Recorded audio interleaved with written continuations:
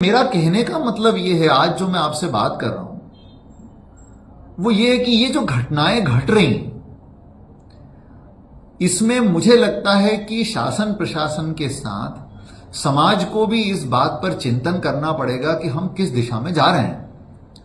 क्या हमको आगे आने वाली पीढ़ी को संस्कारित करने की आवश्यकता नहीं है? क्या हमको थोड़ी देर ठहर करके इस बारे में चिंतन करने की आवश्यकता नहीं है?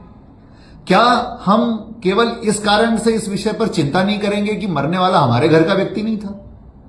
क्या हमारी सबकी सामूहिक जिम्मेदारी नहीं बनती कि हम दमोह जिले में हम लोग बैठें और विचार करें कि इस समस्या से कैसे निपटा जाए?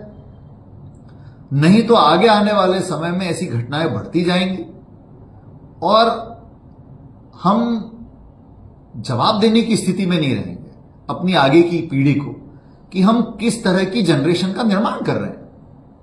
तो मैं आज आप सभी से इन गंभीर विषयों पर, चाहे वो दुर्व्यसन हो यानी शराब आदि का सेवन हो, सोशल मीडिया पर अनर्गल और अभद्र टिप्पणियां हो, तीसरा इस प्रकार से हमारा जो बच्चों के अंदर या नई पीढ़ी के अंदर गुस्सा, तनाव या मोबाइल में अत्यधिक समय बिताने के कारण जो ये स्थितियां उत्पन्न हो रही हैं, अकेलापन, इसके कारण जो स्थितियां उत्पन्न हो रही हैं, है ना, ये सारी स्थितियों के ऊपर मैं चाहूंगा कि दमोह का समाज जो है, दमोह के गणमान्य नागरिक, दमोह के बुद्धिजीवी इस बारे में चिंतन करें।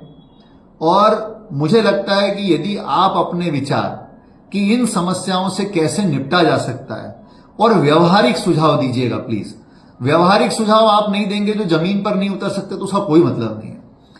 और आप क्या योगदान कर सकते हैं इन समस्याओं के निवारण में, तो कृपया करके आप हमसे इस बारे में यदि अपने सुझाव मिल करके देना चाहते हैं तो स्वागत है, लिख करके देना चाहते हैं तो स्वागत है, चिट्ठी लिख के देना चाहते हैं तो स्वागत है, सोशल मीडिया पर लिख करके देना चाहते हैं तो स्वागत है। मैं चाहूंगा कि अब समाज, ये समय आ गया है कि अब समाज को इसके लिए खड़ा होना पड़ेगा।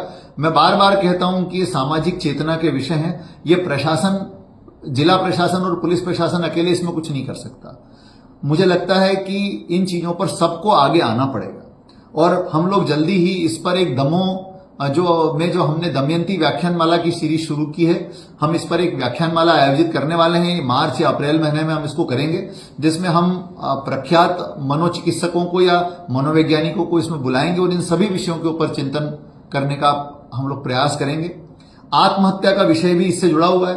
कई आत्महत्याएं हुई पिछले कुछ दिनों में, चाहे बच्चों ने की, चाहे परिवारों ने की। ये सब चीजें हमको चिंतन पे मजबूर करना चाहिए कि हम अपने समाज को किस दिशा में ले जा रहे हैं। और मेरा निवेदन है कि आप इस बारे में अपने विचार साझा करें।